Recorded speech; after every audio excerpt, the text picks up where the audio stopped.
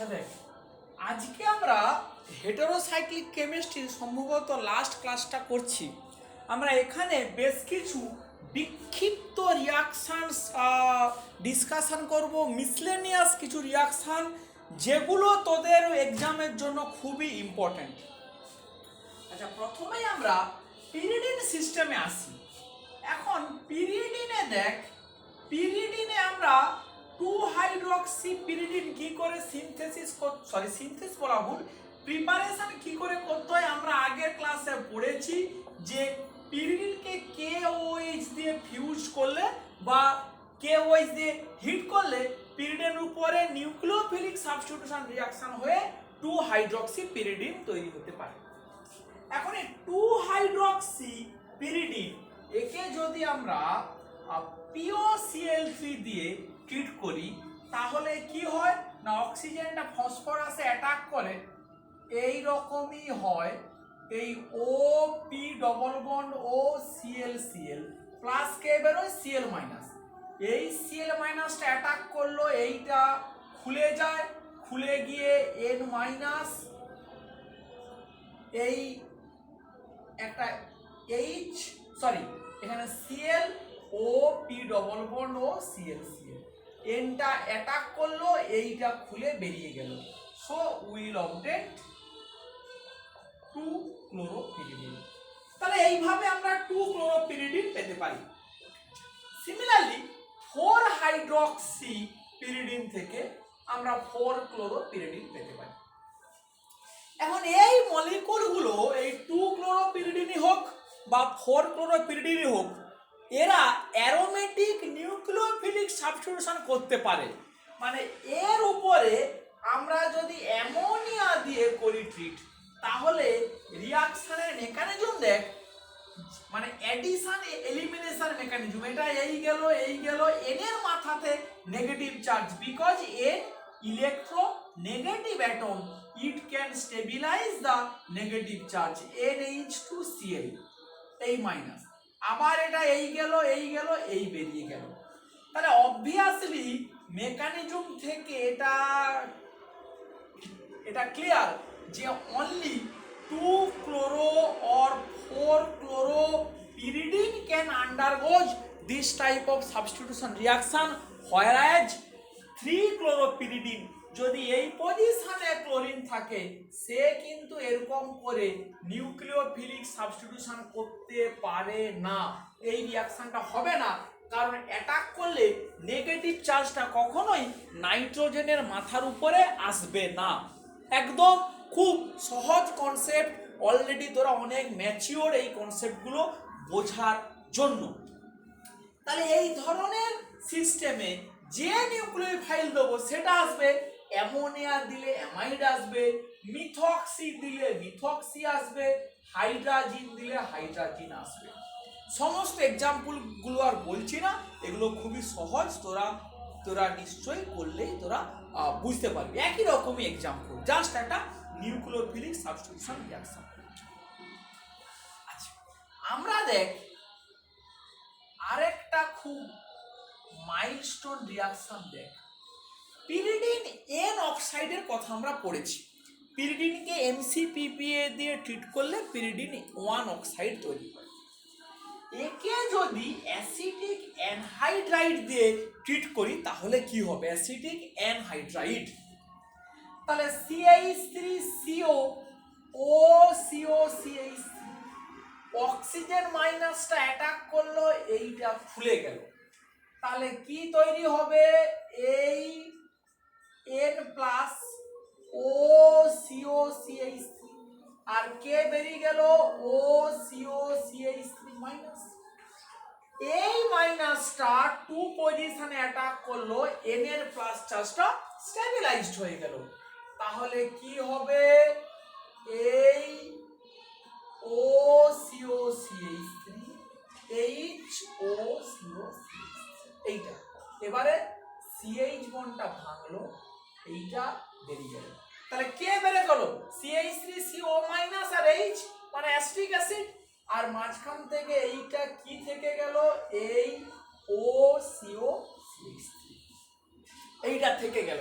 Plus কে বেরিয়ে গেল acetic acid. এই মলিকুলটাকে এবারে অ্যাসিড যদি হাইড্রোলিসিস করি এটা কি হবে? That will became just OH, OCOCH3 will became OH। ঠিক আছে, তাহলে এই রিঅ্যাকশনটা এরকম করে হবে। এইবারে মজার জিনিসটা দেখ, যদি যদি এই রিঅ্যাকশনটাই টু পজিশনে একটা মিথাইল থাকে তাহলে কি হবে? টু পজিশনে যদি একটা মিথাইল থাকে তাহলে কি হবে? এইটা বেশ লম্বা ইতিহাস আছে একটা। পিরিডিন এন অক্সাইড, এখানে টু মিথাইল আছে, এটাকে অ্যাসিটিক অ্যানহাইড্রাইড দিয়ে ট্রিট করলো। তাহলে প্রথমটাতে কি হবে? এই ও সিও CH3 N প্লাস এই CH3 এইভাবে লিখি CH2H, এটা প্রথমে হবে। কে বেরিয়ে গেল? O মাইনাস CO CH3, এ কি করলো? এইচটাকে খেয়ে নিল, এটা এই গেল, N এর প্লাস চার্জটা এইভাবে স্টেবিলাইজড হয়ে গেল।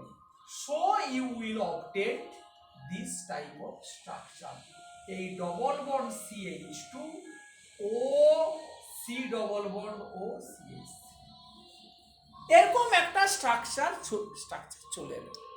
এবারে একদল সায়েন্টিস্টের বক্তব্য, এই স্ট্রাকচারটা হওয়ার পরে একটা 3-3 সিগমাট্রপিক শিফট হয়, C3 সিগমাট্রপিক রিঅ্যারেঞ্জমেন্ট। কিরকম?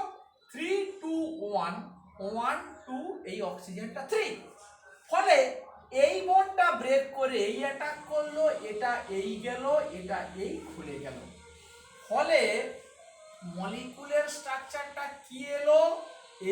এই CH2 ও CO CH3, এই মলিকুলটা, এটাকে যদি অ্যাসিড হাইড্রোলিসিস করা হয় তাহলে কি পাওয়া যাবে?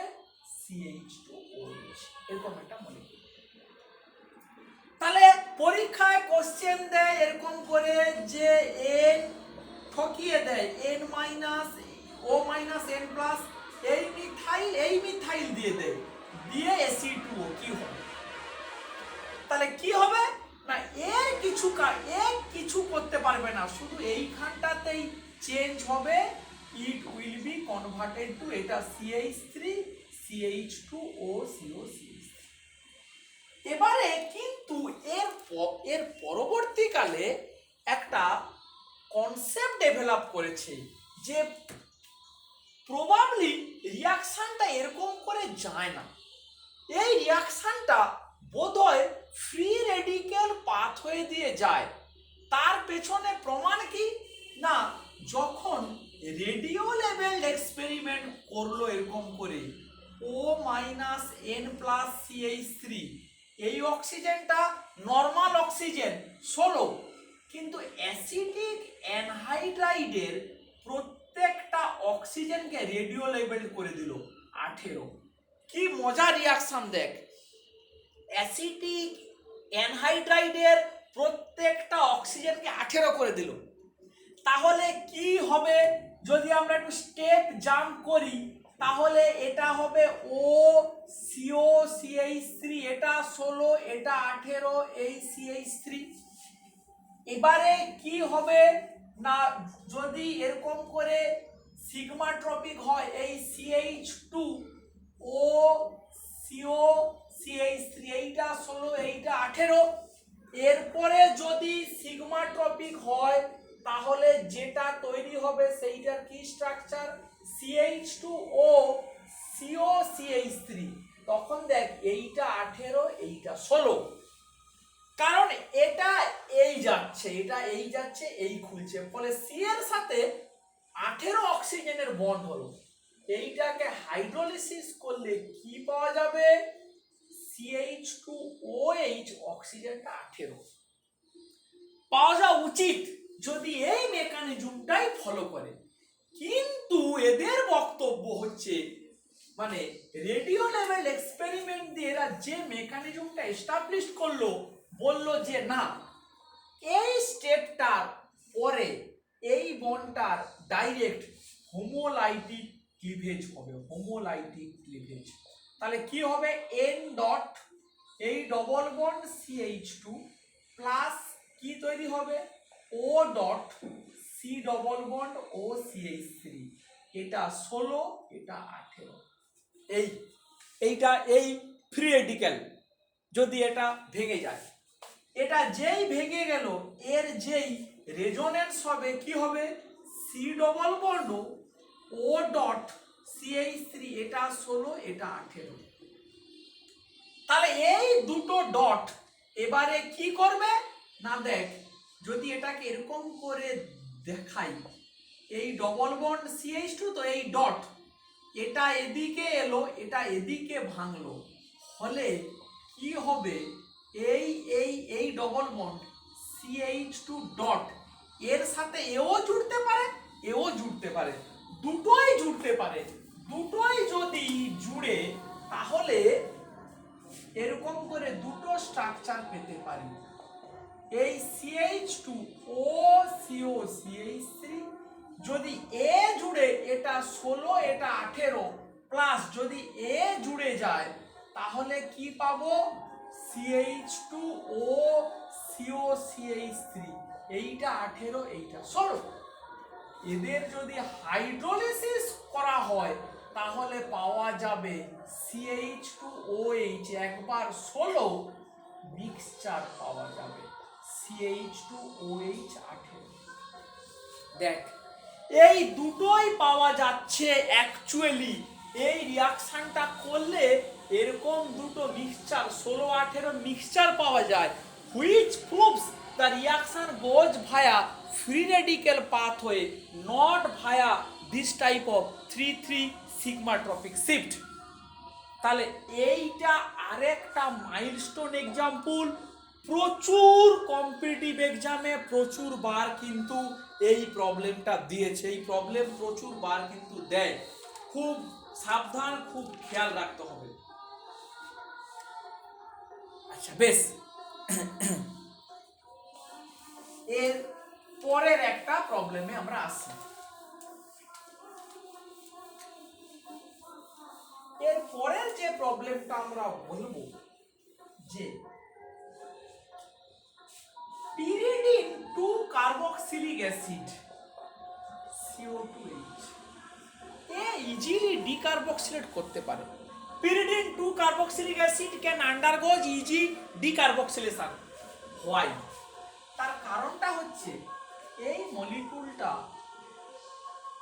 এই স্ট্রাকচারে আসতে পারে NH plus C double bond O minus, যেই এটা হলো এ ডিকার্বক্সিলেশন করলে এরকমই NH প্লাস মাইনাস, এবারে এখান থেকে কি হবে, এইচটা এখানে চলে যাবে, গেলে কি পাবো আমরা, pyridine। তাহলে এই যে স্ট্রাকচারটা প্লাস মাইনাস চার্জ খুব কাছাকাছি, ফলে এটা স্টেবিলিটি পায়, ফলে এই ডিকার্বক্সিলেশনটা হয়।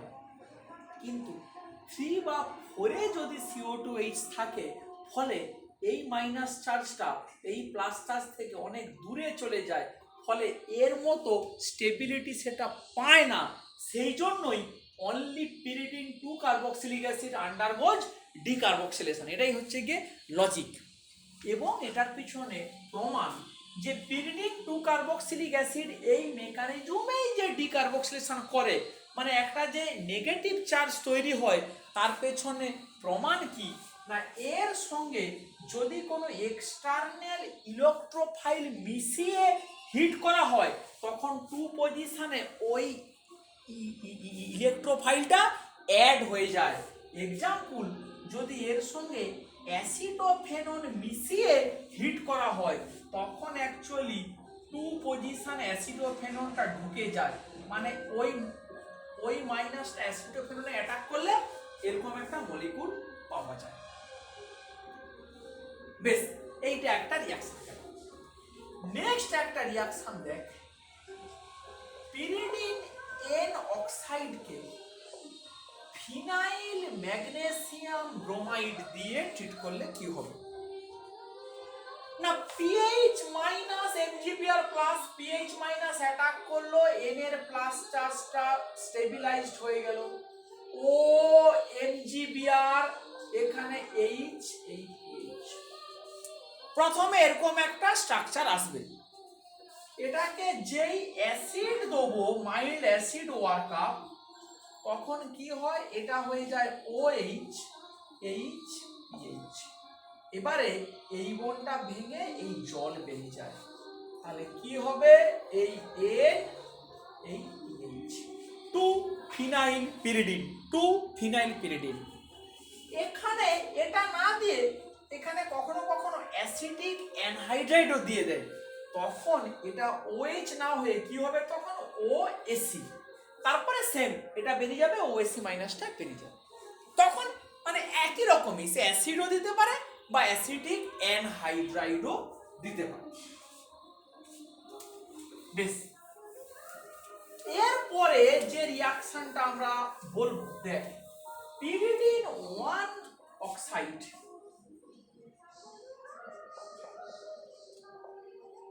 একে যদি থায়োনিল ক্লোরাইড দিয়ে করি ট্রিট তাহলে কি হবে ও মাইনাসটা এসে অ্যাটাক করলো সিএলটা বেরিয়ে গেল এরকম করে O S double bond O Cl N plus Cl minus বেরিয়ে গেল ও 2 পজিশন অ্যাটাক করলো এন এর প্লাস চার্জটা স্টেবিলাইজড হয়ে গেল এরকম এই Cl H O S double bond O Cl কি হবে সিএইচ বন্ডটা ব্রেক করলো SO2 গ্যাস বেরিয়ে গেল so we will get 2 chloropiridine plus SO2 gas plus CL back ঠিক সিমিলার মেকানিজম হবে if you treat with PCl5 দিয়েও ট্রিট করলে একই রকমের রিঅ্যাকশন হবে সেম রিঅ্যাকশন ঠিক আছে এরপরে দেখ আমরা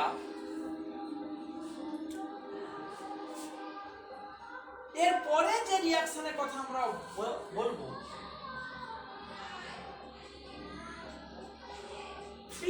ব্রোমোপিরিডিন sodamide strong base tertiary potassium tertiary butoxide আর একটা নিউক্লিওফাইল পিরিলোডিন দিয়ে ট্রিট করলে কি হবে কি হয় না স্ট্রং বেস কি করে এই বিআর এই মাইনাসটা তৈরি হয় এই মাইনাসটা তৈরি হয় না বিকজ নেগেটিভ আর লোন পেয়ারের রিপালশনের জন্য এইটা তৈরি হয় না এই মাইনাসটা তৈরি হয় এটা এই অ্যাটাক করে বিআরটা বেরিয়ে যায় so we will obtain this type of benzyne intermediate এটা তৈরি হয় না ফলে এইখানে বেনজাইন হতো এইটার উপরে পিরিলোডিন নিউক্লিওফাইল এখানেও অ্যাটাক করতে পারে এখানেও অ্যাটাক করতে পারে so you will get a mixture like this N এই 5 মেম্বার প্লাস এই পিরিডিন এইখানে এন এই 5 মেম্বার তাহলে এইটা হচ্ছে গিয়ে ভায়া বেনজাইন ইন্টারমিডিয়েট দিয়ে রিঅ্যাকশনটা এরকম করে যায় ভায়া বেনজাইন intermediate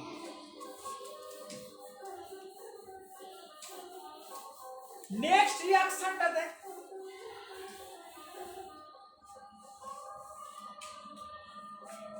two methyl pyridine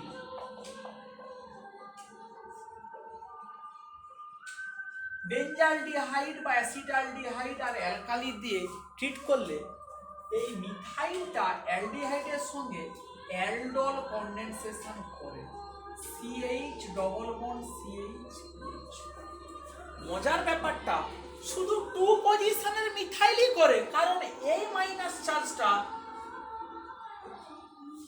resonance করে স্টেবিলিটি পেতে পারে মানে এই CH2 মাইনাস এই রেজোনেন্স করে স্টেবিলিটি পেতে পারে বা 4 এ থাকলেও হতে পারে কিন্তু 3 এর কেউ কিছু করবে না মানে যদি এরকম কোশ্চেন দিয়ে দেয় যে 2,3 ডাইমিথাইল পিরিডিন বেঞ্জালডিহাইড আর OH মাইনাস, তখন কিন্তু আমাকে বলতে হবে যে শুধু এইখানটার সঙ্গেই কনডেনসেশনটা হবে, এই মিথাইল কিছু হবে না, দ্যাট মিথাইল বিকেম আনইনট্যাক্ট, ও কোনো রিয়াকশন কিন্তু করবে না। সিমিলারলি এরকম একটা কোশ্চেন খুব ঠকিয়ে দেয়। মনে কর এই যে 2-ফিনাইল পিরিডিন আমরা তৈরি করেছি, মিক্সড অ্যাসিড দিয়ে বললো হিট কি হবে, মিক্সড অ্যাসিড দিয়ে হিট করলো বললো কি হবে। কেন ঠকিয়ে দেয় না, এরকম দিলে সবাই ভাবে যে এই রিংয়ের উপরে কোনখানে নাইট্রেশনটা করব, এখানে এখানে এখানে না এখানে, সবাই এটা নিয়েই ব্যস্ত থাকে। কিন্তু বেসিক্যালি ব্যাপারটা হচ্ছে এই রিংয়ে নাইট্রেশনটা হবে না, পিএইচটাকে রিং করে এঁকে ফেল, তখনই বুঝতে পারবি যে বেসিক্যালি পিরিডিন আর বেনজিন এদের মধ্যে রিলেটিভলি বেনজিনটাই মোর ইলেকট্রন রিচ, কারণ পিরিডিনে একটা ইলেকট্রোনেগেটিভ নাইট্রোজেন আছে, ফলে এই রিং ছেড়ে এই রিংটাতে নাইট্রেশন হবে। এই রিংয়ের কোথায় হবে না, এইখানে pyridine acts as a electron withdrawing group, ফলে এর মেটা পজিশনে নাইট্রেশনটা হবে। তাহলে পিএইচ যদি দিয়ে দেয়, রিং এক্সপান্ড করে আঁকতে হবে, তার মেটাতে হবে পিরিডিনের সাপেক্ষে, কারণ pyridine acts as a electron withdrawing group. এই কনসেপ্টগুলো খুবই জরুরি, মাথায় রাখতে হবে, নাহলে কিন্তু খুবই সমস্যা হয়ে যাবে।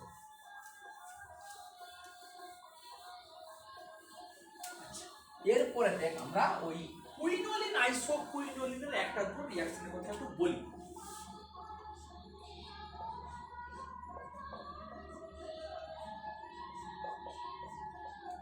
এরকম একটা মলিকিউল আছে, এখানে ফ্লোরিন আছে, এখানে ফ্লোরিন আছে, OMe মাইনাস দিয়ে ট্রিট করা হবে।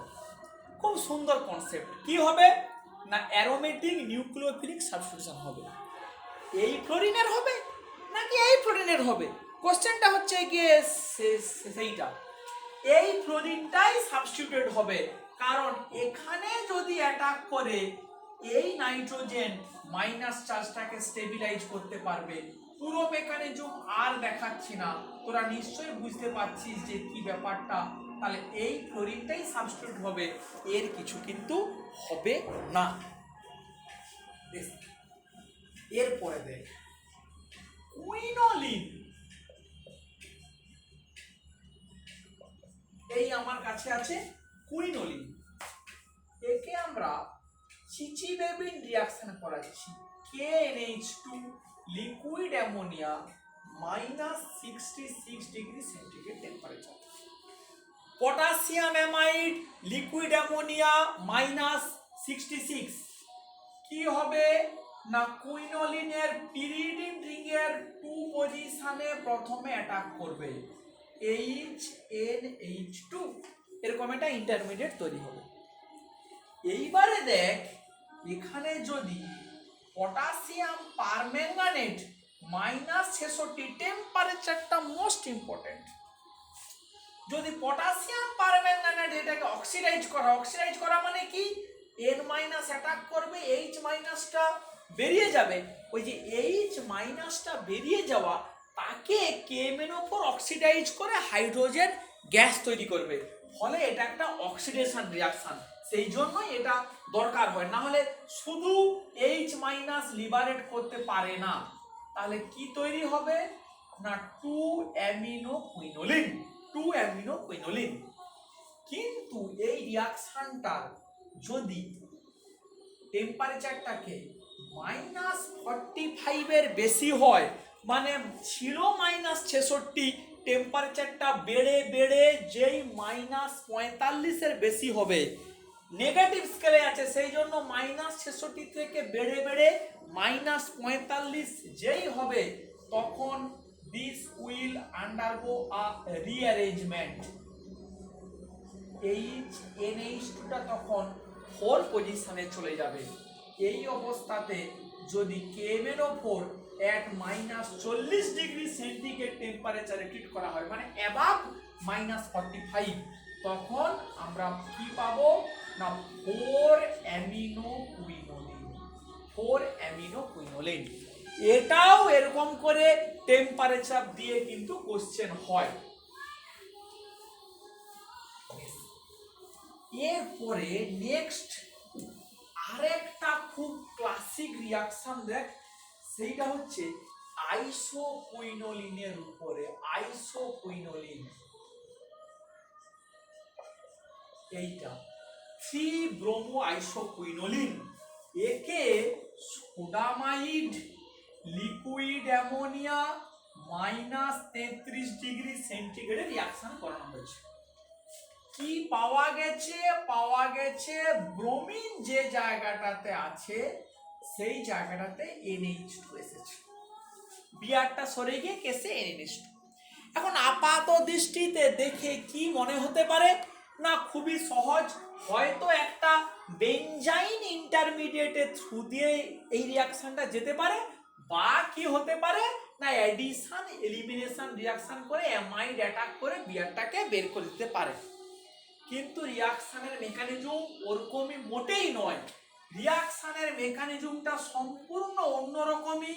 কিরকমই দেখ, NH2- এখানে অ্যাটাক করে এই N এর উপরে নেগেটিভ চার্জটা যায়।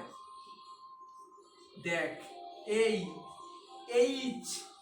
NH2 এইখানে Br N এর মাথাতে এই নেগেটিভ চার্জ। এবারে কি হয়, একটা 3-3 সিগমা ট্রপিক, এটা এই এলো এই গেল এই গেল। তাহলে এই সিগমা ট্রপিকটা যেই হয়ে গেল এই ডবল বন্ড N- এইখানে Br, এই ডবল বন্ড NH2, এই বন্ডটাই ভেঙেছে। N- টা অ্যাটাক করলো, Brটা বেরিয়ে গেল। তার ফলে কি এলো দেখ, এই double bond C triple bonded N, এই ডবল বন্ড NH2। এবারে কি হয়, এই অ্যামিনটা এই অ্যাটাক করলো এই, ফলে দেখ 6 মেম্বার রিং আবার তৈরি হয়ে গেল। NH, এই double bond double bond NH। আবার কি হবে, NH বন্ডটা ভাঙলো, এটা সিঙ্গেল বন্ড হয়ে গেল। So you will obtain this molecule, এই ডবল বন্ড সরি এরকম করে ড্র করি যেমন করে ছিল, নাহলে এই এই এই তাহলে মজার ব্যাপারটা দেখ, যদি এই অ্যামিনটাকে আমি 15 লেবেল করি, সেটা এইটা হবে, সেটা এইটা হবে, সেটা এইটা হবে, সেটা এইটা হবে, সেটা এইটা হবে। মানে আমরা ভেবেছিলাম এই অ্যামিনটা বোধহয় এই অ্যামিন থেকে আসছে, না তা নয়, এই অ্যামিনটার এই নাইট্রোজেনটা হচ্ছে এইটা, আর এই আইসোকুইনোলিনে যে নাইট্রোজেনটা ছিল ভেতরে দ্যাট বিকেম দিস। মানে এইটাকে যদি 15 লেবেল করে দেই তাহলে এটা হবে গিয়ে এই নাইট্রোজেন। এইভাবে রেডিও লেভেল এক্সপেরিমেন্ট করে এই রিয়াকশনের মেকানিজমটাকে এইভাবে এস্টাবলিশ করা গেছে।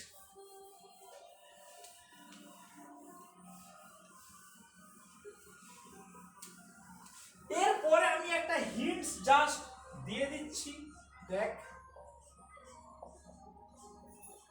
এই COPH NH2 2-বিউটানল অ্যাসিড ক্যাটালাইজড করলে কি হবে, 2-বিউটানলকে বেস ক্যাটালাইজড করলে কি হবে।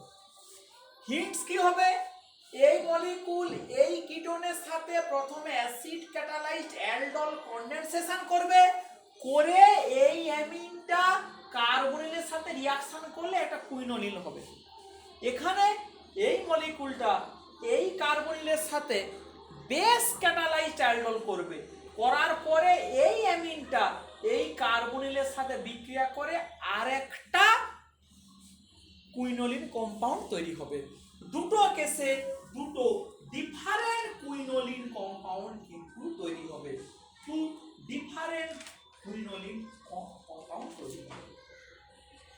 বেশ, তাহলে আমরা আর কিছু রিয়াকশনের কথা বলছি না, কিছু আরো রিয়াকশন আছে যেগুলোর আমি ছবি তুলে পিডিএফ করে পাঠিয়ে দিচ্ছি, সেগুলো সবই যা পড়ানো হয়েছে সেই কনসেপ্টের উপরে বেস করে সমস্ত রিয়াকশনগুলো কিছু আরো এক্সট্রা করে দেওয়া আছে, সেগুলো দেখবি। না বোঝার মতো কিছু আছে বলে আমি বিশ্বাস করি না, যেগুলো বোঝানোর দরকার ছিল সেগুলো বুঝিয়ে দিয়েছি, বাকিগুলো তোরা দেখলেই বুঝতে পারবি। তাহলে আমরা এইখানে হেটারোসাইক্লিকের এই যে ক্লাস আমরা এই যে 13-14টা ক্লাস পড়লাম, এটাকে এখানেই শেষ করলাম আমাদের সিলেবাসের। আর তাহলে শুধুমাত্র বাকি রইলটা কি না পলিনিউক্লিয়ার, না সেখানে কি আছে ন্যাপথালিন, অ্যানথ্রাসিন, ফেনান্থ্রিন, এই কটাকে করলেই আমরা সিলেবাসটাকে শেষ করে ফেলতে পারবো। ঠিক আছে।